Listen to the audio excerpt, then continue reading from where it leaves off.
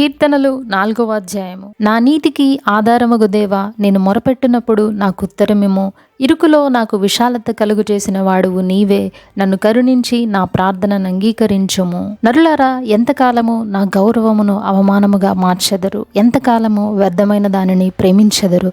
ఎంతకాలము అబద్ధమైన వాటిని వెదకెదరు? యెహోవా తన భక్తులను తనకు ఏర్పరచుకొనుచున్నాడని తెలుసుకునుడి. నేను యెహోవాకు మొరపెట్టగా ఆయన ఆలకించును. భయమునొంది పాపము చేయకుడి. మీరు పడకల మీద నుండగా మీ హృదయములలో ధ్యానము చేసుకుని ఓరకుండుడి. నీతియుక్తమైన బలులు అర్పించుచు యెహోవాను నమ్ముకొనుడి. మాకు మేలు చూపు వాడెవడని పలుకువారనేకులు.